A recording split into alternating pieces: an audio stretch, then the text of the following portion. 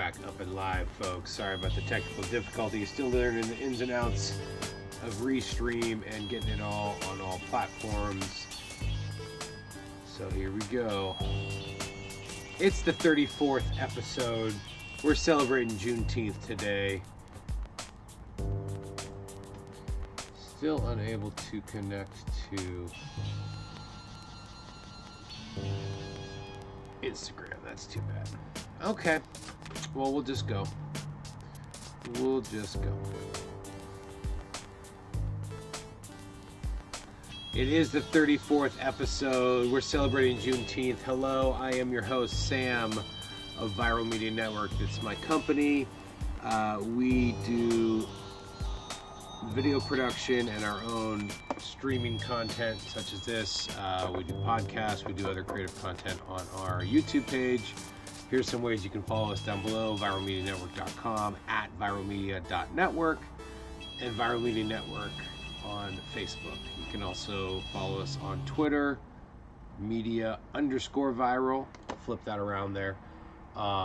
And yeah, so this is a vlog. The vlog is the purpose of the vlog is to just have an open dialogue, an open journal for my personal growth and professional development of Viral Media Network.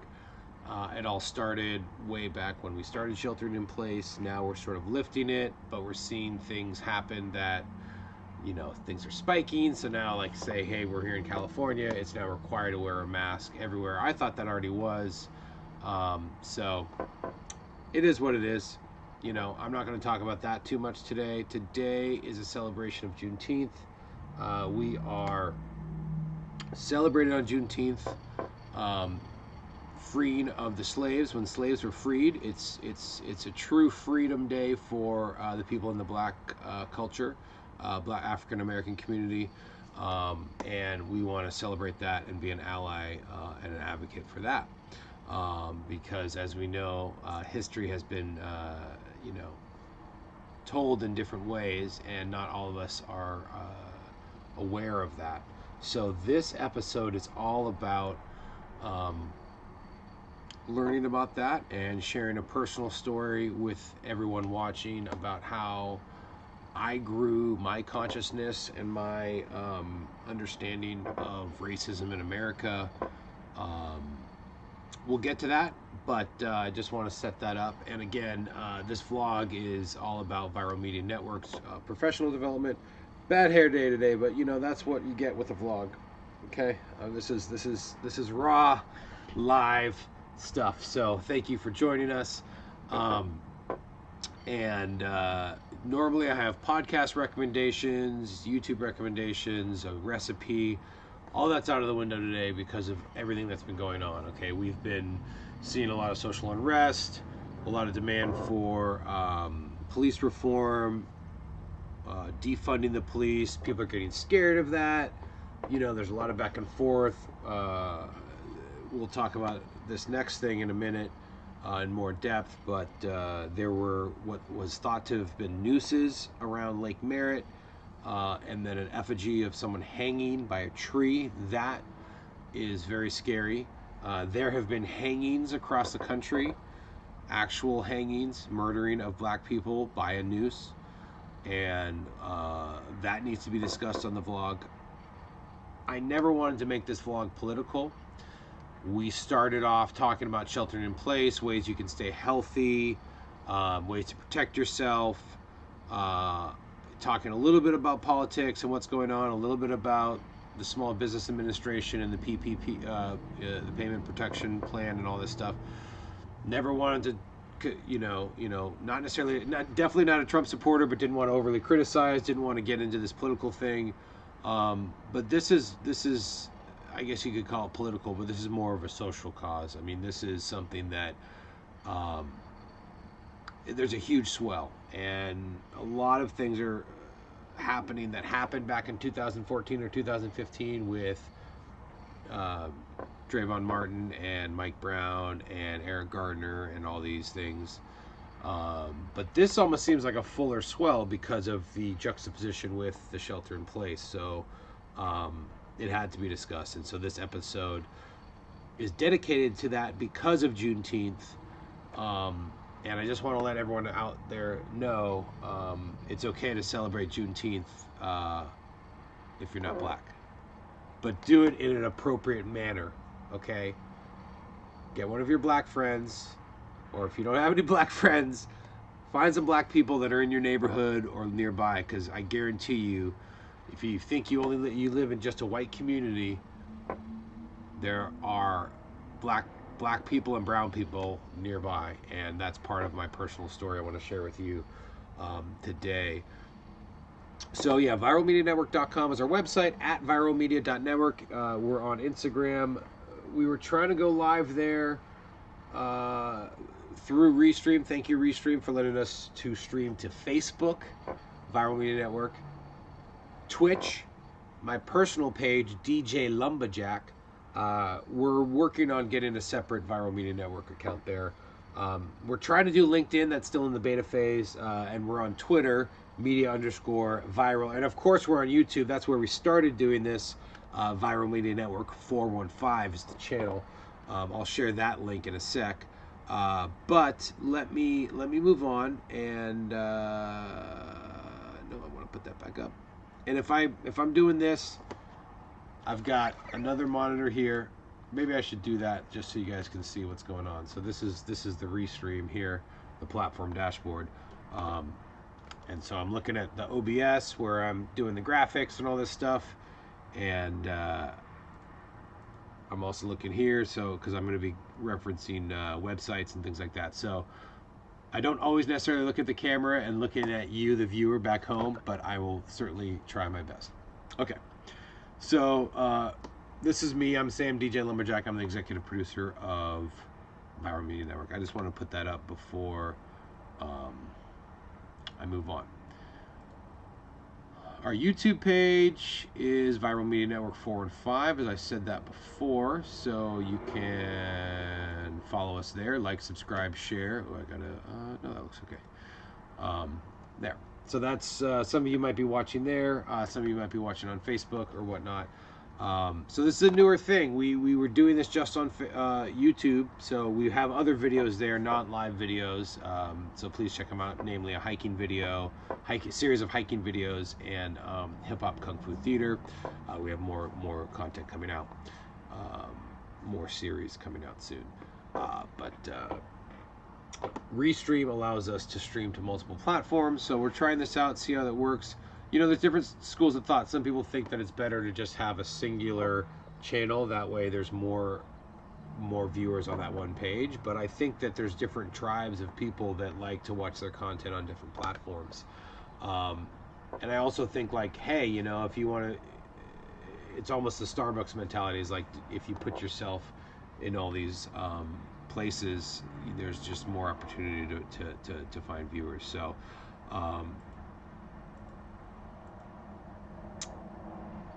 yeah, so once again, I'm Sam, DJ Lumberjack. I DJ a little bit, I do video, I'm a bit of an on-camera personality as well when it comes to these vlog, and a good interview when it comes to podcasts. But nevertheless, here we are. So what did I want to talk about today? Because it's not going to be a normally these vlogs, like I said, we talk about recommendations for food, recipes that you can make while shelter in place, things you can do to go outside but stay, you know, mitigate the contact with COVID-19, all this kind of stuff. But today, like I said, it's Juneteenth, it's July 19th.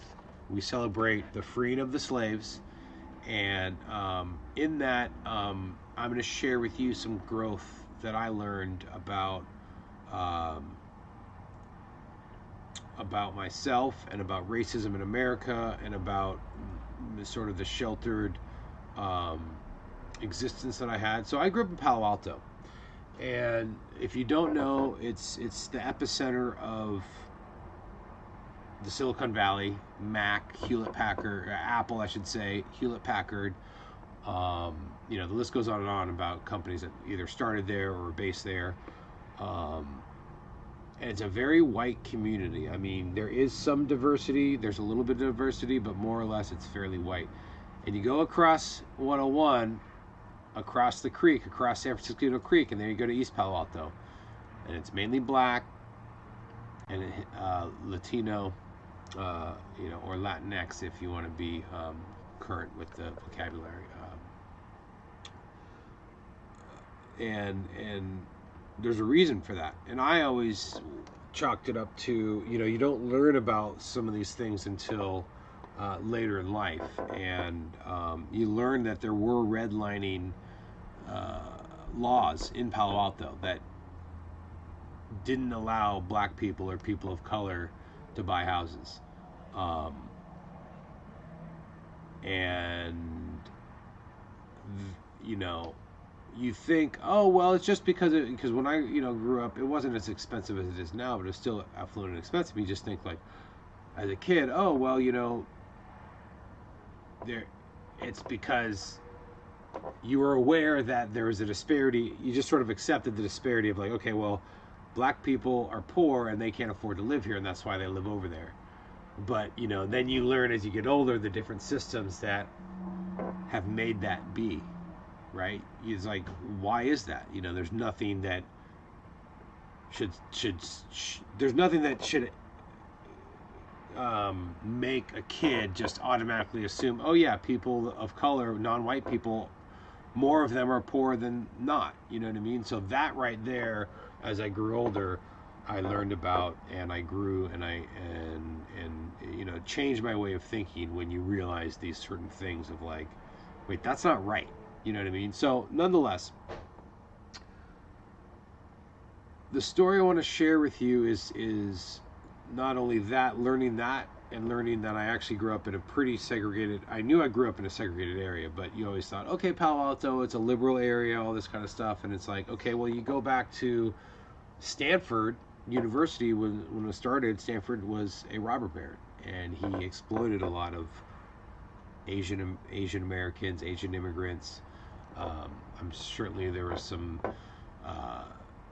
black people working on the trains, and they probably weren't treated the nicest, and he took all his money and he founded Stanford University. So there might be some, he was a tycoon, he was a robber baron, and part of that legacy and part of that university, although there's plenty of diversity that there's plenty of diversity at Stanford now, but that sort of carried over into the town of Palo Alto, and you would see moments of glimpses of sort of racial equality. Like, for instance, Sam McDonald was the first black sheriff of Mayfield, which was a town that eventually got incorporated from Palo Alto. And the story I want to share with you today is about Thelonious Monk. Now, I just got this story on my Facebook feed, and when I reshared it instantly because I love Thelonious. I'm a huge jazz fan, and I love Thelonious Monk, and he's no longer with us, and he was a fantastic piano player. If you don't know, he's a fantastic, kind of in the ilks of Jimi Hendrix and whatnot, because he died too young. And he died older than Jimi Hendrix when he was dead. But anyways, I digress. See this story on my Facebook feed, and it's about Thelonious Monk and how he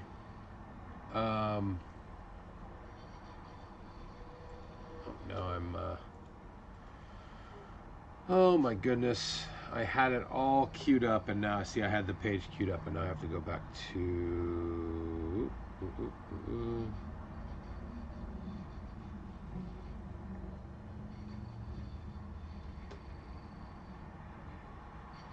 midnight. Alright, I'll just go here and then go for. So anyways, the Facebook post was like, hey, there's a rare recording of Monk that's going to be released. And that alone was like, okay, cool, a new live recording of Monk. Well, it turns out, oh yeah, this was recorded at a local high school. And I was just sort of skimming through the article. I wasn't really reading. This happened at Palo Alto. This happened in Palo Alto, and like in 1968. And they're releasing this. Listen to the interview. Blah, blah, blah, blah. It's coming next month in July. The album is called Palo Alto, and the story is very interesting. Danny Shear, who was a high school student at the time, tracked down Thelonious Monk and booked him at the high school. And it was just going to be a concert, and then it wasn't going to be recorded.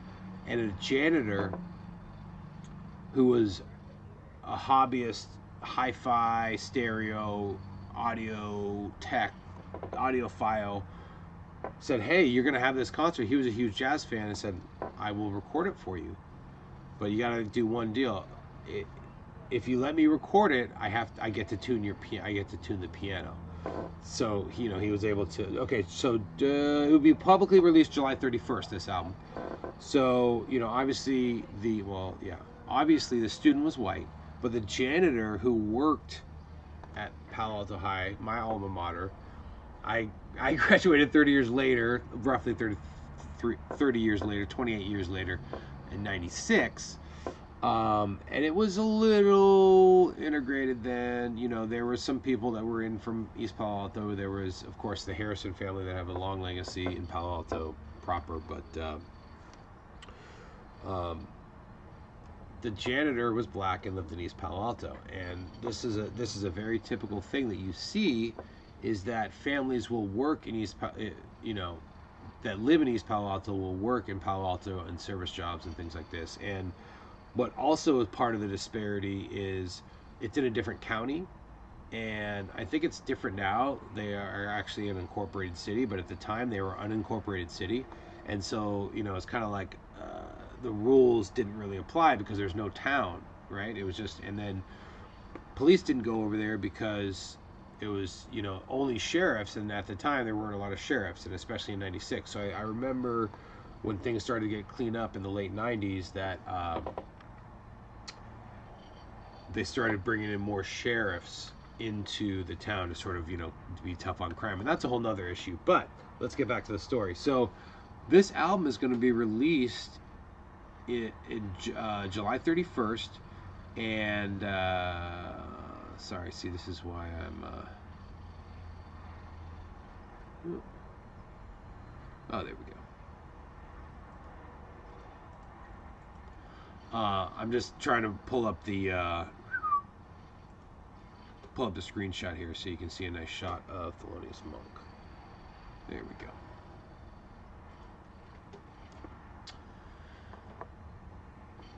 So the article basically reads that in the summer of 1968, it looked a lot like the summer of 2020. Americans were in the streets protesting racism, among other things. Of course, there was the protest of the Democratic National Convention. And then a high school student in Palo Alto, California got in on the action by enlisting the help of the jazz legend. Danny Shear came up with the idea to book Thelonious Monk to play a school auditorium, and now a professional recording of the concert will be released publicly for the first time July 31st. The album is called Palo Alto.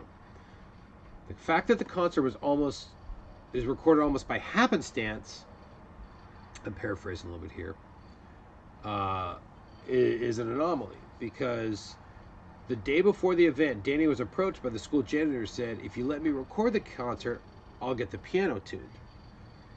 And Danny, who's a teenager, he doesn't know anything about tuning the piano or anything. And the identity of the janitor remains unknown, but after the show, he handed the tape over to Cher, who's held it for over 50 years. And so this is I'm going to put a link to this article on the description of this video, so make sure to check that out. But yeah, it's amazing. I can't wait for it. And there's a little blurb about the radio piece on this article there, that 7-minute video. But yeah, I mean, just again to share my story, and then to find that this happened in Palo Alto, not in the 80s, but in 1968, is pretty amazing. I have to say, because again, not only was Palo Alto pretty white in 1996 as it is in 2020, but in 1968, I couldn't imagine how white it was. You know what I mean?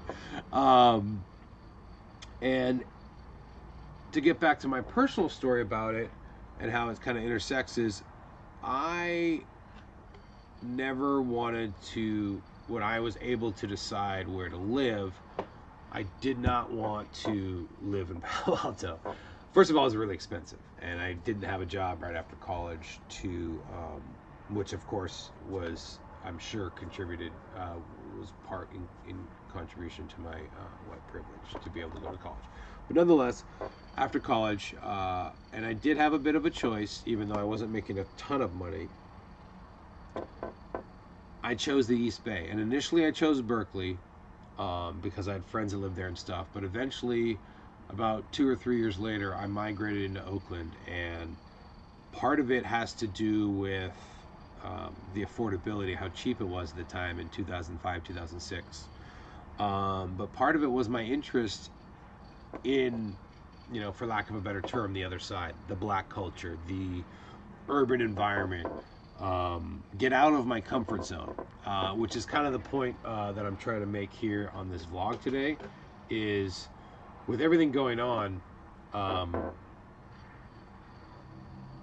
it's time to get out of your comfort zone. And we've been in our comfort zone for the last 3 months, going on 4 months in the shelter in place, right? If you're not comfortable at home, if you're like itching to get out of the house, you need to find a new comfort zone, buddy. Or maybe everything at your house gives you the ability to be out of your comfort zone and think about who you are and reflect on, the injustices of the world and things like that. But what I'm saying is, when I moved to Oakland, part of it has to do here. Let me sidetrack into a whole nother story. I was blessed to be able to go to Spain between my junior and senior year of high school, and it was not an educational trip where we took classes. It was educational and a cultural, from a cultural sense, but it wasn't educational in the sense of we went there to take classes. But we were grouped up in pairs of 10 kids per group, and we each lived in a town with families. And in the group of 10, you make friends with a couple people specifically, and you kind of like go off to these little, smaller cliques. And one of them was this guy Ian from Milwaukee, a huge Bucks fan. The other guy was Lamar, and Lamar was from Oakland. And this, not only the culture that I learned all the way in Spain, but the culture I learned from learning Lamar, who grew up less than an hour away from me. We were the same age, totally different backgrounds. And he was from Oakland. And on that trip, I'll never forget when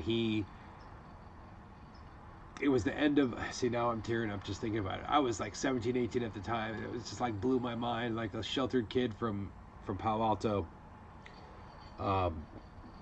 But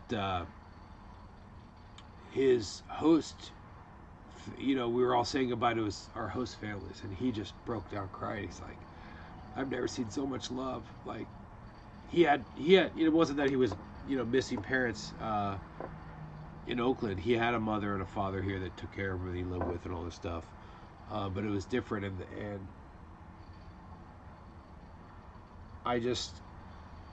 it was just in that moment, and over the month or so that I lived with Lamar and learning and being friends with him, that opened my eyes up a lot. And oh, excuse me. See, this is what happens on I knew I had to share this because this is so anyway, so that story, learning about being friends with Lamar, that helped shaped why I moved to Oakland. And ever since I moved to Oakland, it's all about trying to expose myself as much as I can to things that might make me uncomfortable, or I'm totally foreign to, or maybe I'm one of the few white people in the room. Okay? I thrive in that situation. I wouldn't say I thrive in the sense of like, hey, whoa, what's up? Hey, I'm cool with everyone. Like, I'm super black, like, I'm not saying that. What I'm saying is, I look forward to those kind of situations. Oh, now it's coming out of the oof. Oh. Not coronavirus approved. Okay, we're right. Remember, we're not supposed to be touching our faces. Like, how long is that supposed to last, right? But I look for those situations, or just be in an area that are, it's like as culturally diverse as possible. And I think that's really important for white people right now, is to expose yourself to situations that make you uncomfortable, where you are the minority in that situation. Okay, like across the board in this country, unless you go to specific communities, and that's part of the reason why I moved to Oakland. Unfortunately, in the last 5 years, it's been completely gentrified, and the secret got out, and things got so expensive in San Francisco that some people flipped over here. But that's a whole different story. The black culture is still alive and well in Oakland, and I try and support as much grassroots Oakland stuff as I can, as opposed to people that have just been here in the last few years claiming Oakland. I'm even a newcomer, and I've been here almost 15 years. Almost 20 years. Not quite 20 years. It was 10 years in 2016, so 14 years. So almost 20, almost 15 years. Almost 15 years that I've lived here. And I still feel like a newcomer, which I should. And I try to not necessarily assimilate, because I am who I am. I don't hide the fact that I grew up in a white suburban neighborhood and completely sheltered, although also listened to Public Enemy and Run DMC and Rodney-O and Two Live Crew and Tribe Called Quest and Diggable Planets and all that stuff, and then Van Halen and Stone Temple Pilots and Nirvana and all that stuff. So, the Generation X crowd. I mean, I'm sort of in the borderline between Generation X and Millennial, but I lean towards more to the Generation X because I was born in '78. But yeah, so get out of your comfort zone. And Juneteenth today, as I said, is a celebration of Black pride and Black independence when the slaves were freed. So to be an advocate and to be an ally, part of that is to be there and celebrate with your Black brothers and sisters. So I encourage you to find a Juneteenth event, which I will share. I will share some of that with you, at least here in Oakland. If you're in the local area, you can find this on Facebook. I just pulled this from an event that I was invited to. Basically, there's a couple on Lake Merritt, which is basically the center of. But yeah, from 4 to 7, it's always the worst time if you have a kid. But at the Lake Merritt Amphitheater, Freedom Day, Juneteenth. Let's see who's going to be there. Michaela Green is activist. Coffrey J will be there. And Bunny Sway, host of Dead Moms podcast. I'm not sure who she is, but I'm just going to say I'm going. F it. So I might even take the little one. So there's that, and then there's also another one, Justice for Juneteenth. That's at 5 today, and that's at the Columns, which is kind of on the park side or by the library. And so let's see, what's the about? There's not too much description. I guess there's a GoFundMe campaign, but there's a ton of stuff going on in the lake. And then also Kev Choice is going to be playing, and then I'm going to I'll get to this. Yeah, The Watchmen on HBO is going to be free all weekend. I'm going to get to that in a sec. So just wait. I pulled up that graphic a little too soon. Excuse me. But Kev Choice is going to be playing on the lake. As you might have heard, let's see, which one's this?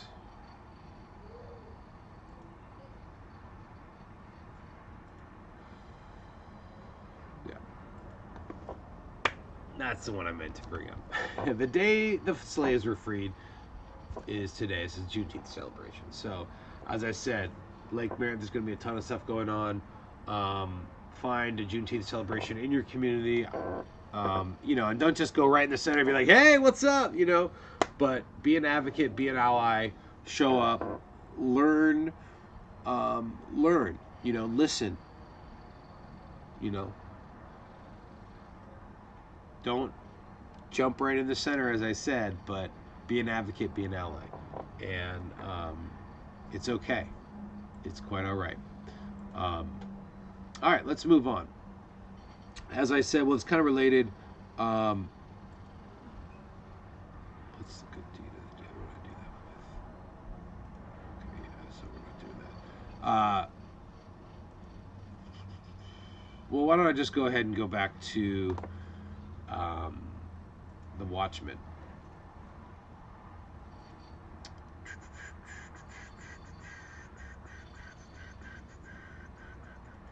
Yeah, so as I mentioned, The Watchmen's going to be free all weekend on HBO. And if you're not familiar, of course, there's the movie, there's the comic book. The newest iteration is on HBO. It's been out for a while. I think they're even in the second or even third season, but maybe second season. But it starts off with the Tulsa bombing, which is pretty crazy if you think about it. And this is another one of these things that you learn and you realize that, black people have had it super tough. Super, super tough. And a travesty like the Tulsa bombing is just...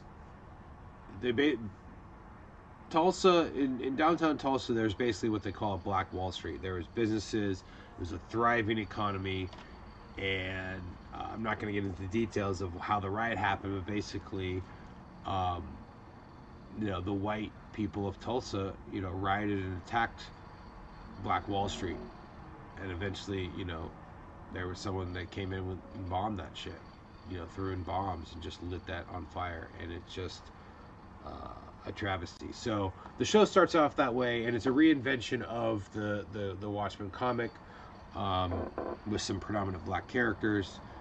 Regina King is in it. She's fantastic. Do I have that name right? Am I totally messing that up? That's going to be bad if I mess that up.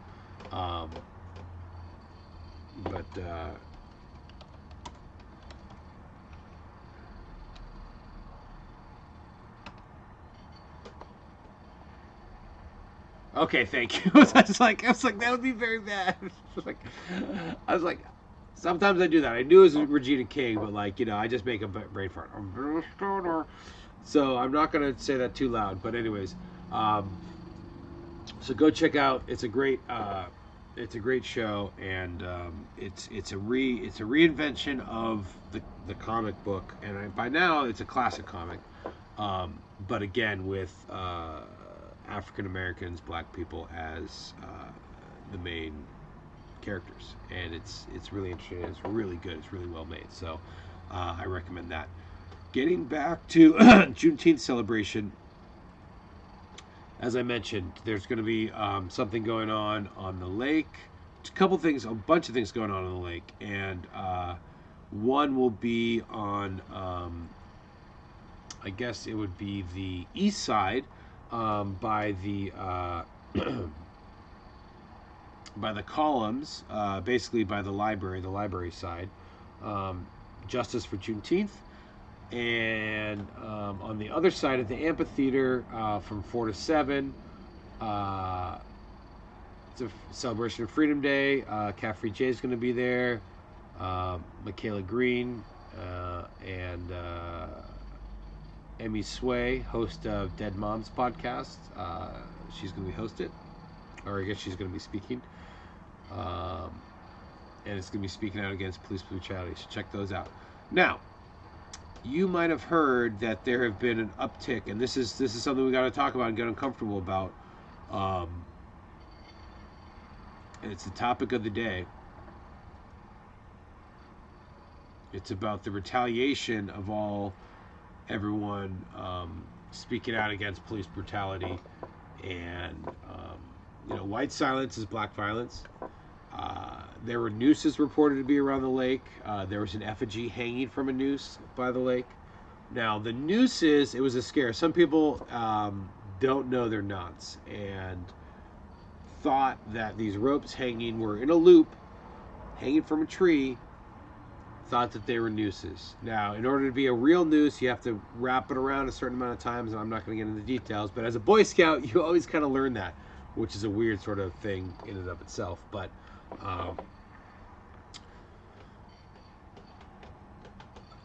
that turned out to be not so real, but the effigy was real. And so in the tree that it was hanging from, there has now been the universal colors of Africa, African colors painted around the tree. And Kev Choice and his band are going to be playing there tonight to combat that hatred. And so I obviously am condemning this. This is awful. This is awful, awful. And the news thing was just a misunderstanding, but there have been real hangings. There have been real hangings across the country, in Fairfield, California, Texas, all over this country. You've seen recent hangings happen as a retaliation of people coming up, and it hasn't just been black people. It's been a pretty diverse crowd being able to come and speak out against police brutality and racial injustice. And it has to stop. It has to stop. And the more people that speak up and they're advocates for the African American and black community, we need to work on this together. And the more people from the white community that speak up and become allies for the black community and the cause of massive police reform and massive systematic reform in this country, top down, in government, it just needs to happen. So speak up, and be that ally, be that advocate, get involved, get out of your comfort zone. Don't be afraid. Go to Lake Merritt if you live in Oakland or in this surrounding area, or anywhere, wherever you might live. Go there. Go to a community of color, specifically black community, today that's celebrating Juneteenth, and be a fly on the wall. Don't be center of attention, okay? You be the minority. You go and hang and be that one person that's different than everyone else. Okay, get out of your comfort zone. That's what it's all about, and that's what I'm talking about today. So that's the show, and that's what I have to say. So check out that Thelonious Monk album that's coming out in a month. But weird, crazy story how not only am I a jazz fan, but I went to Palo Alto High, and you can see glimmers of hope out there, and that's one of those stories. So get out of your comfort zone, be an advocate for the black and brown community, and happy Juneteenth to everyone. Thank you so much for watching. As stated before, I am Sam DJ Lumberjack. I am the executive producer of Viral Media Network.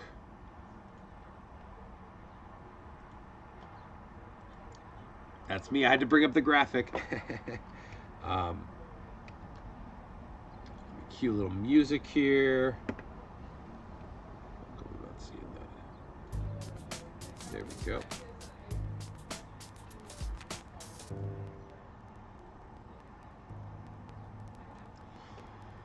And of course, you can follow us on Twitter, media_viral. You can follow us on Instagram at media.network. Trying to talk and chew gum at the same time is so tricky, you know what I mean? Facebook, Viral Media Network. Twitch, DJ Lumberjack. It'll be Viral Media Network. We will have a Viral Media Network Twitch soon. And YouTube is Viral Media Network 415. Of course, our website is viralmedianetwork.com. This is the 34th vlog. We do this every week at 3 p.m. on Fridays. So make sure to check it out. I'm Sam. Every Friday at 3 p.m. live on the interwebs. All streaming platforms. Check it out. It's the VMN vlog. Great to see you. We'll see you next time.